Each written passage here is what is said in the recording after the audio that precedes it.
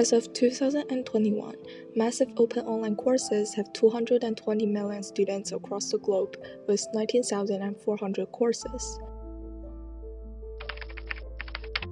A study indicates a declining trend in active participants. 90% of them do not complete their courses, resulting in a low retention rate. So what are the challenges facing the MOOCs right now? First, different levels of student preparedness and instructor expectations. In user reviews of a basic finance class on Coursera, a mix of responses was involved. This divergence in opinions highlights the diverse needs and skill levels of the students enrolled in MOOCs. Second, limited peer-to-peer interaction and insufficient user engagements. I realized that all of my effort at this course were wasted by the fact that most of my classmates weren't even paying attention to the course material, and some of them did not even try to understand the submission instructions prior to sending their work.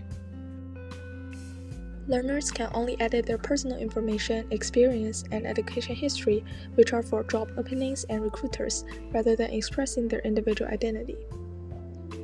If a user searches by name, they will only find courses and no specific user information will be displayed. In Coursera community, they will find that interaction is limited, though not entirely absent. Users aren't able to use their real identities, so random IDs are scattered in the forums, typing even incomplete sentences with nonsense symbols.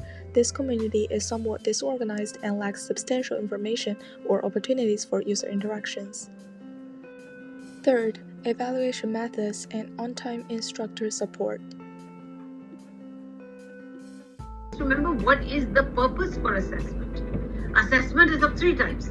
Either your assessment for learning, assessment of learning, and assessment as learning. Assessment of learning is summative feedback by teachers. For learning is teachers and peers use a formative evaluation way. As learning is learners judge themselves formatively. Due to the limited user interaction and student base in MOOCs, teachers tend to use assessment of learning most often, resulting in a generalized feedback serving mainly a purpose of ranking and reporting. There are also opportunities to enhance learning efficiency. We may introduce features like bullet screen comments, personal learning posts, community hashtags, user chats, and customized profile pages that showcase personality while offering privacy controls for message display. And I do this for one major reason. I want to turn what I do inside out. So I use social media to bring the outside world into my classroom and show what's going on, but I also use it as a way of taking my students' work and pushing it out to the world. Creating their own content and thinking about an audience other than the friends in their networks. What is the core? What is the foundation? What is the bedrock of education? It is social interaction between teacher and student, and between the students and amongst the students. Enhanced user interactions and involvement will shorten the bridge between individual learners in the MOOCs environment and boost the motivation of online learning. The application of AI is gaining traction with some platforms already incorporating it. At the same time, we can bring in artificial intelligence to give us sometimes a more differentiated and more individualized learning experience. And we already see this in applications like Coursera and Udemy that offer these MOOCs, these massive online courses, and they are starting to use AI and leverage AI in everything they do.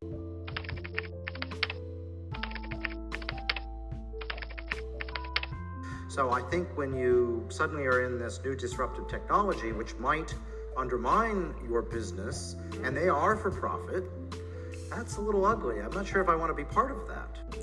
In a few online learning platforms, such as Carnegie and Newton, instead of explicitly stating artificial intelligence, they often employ terms like adaptive, unique, or hyper-personalized to subtly integrate AI features without direct reference.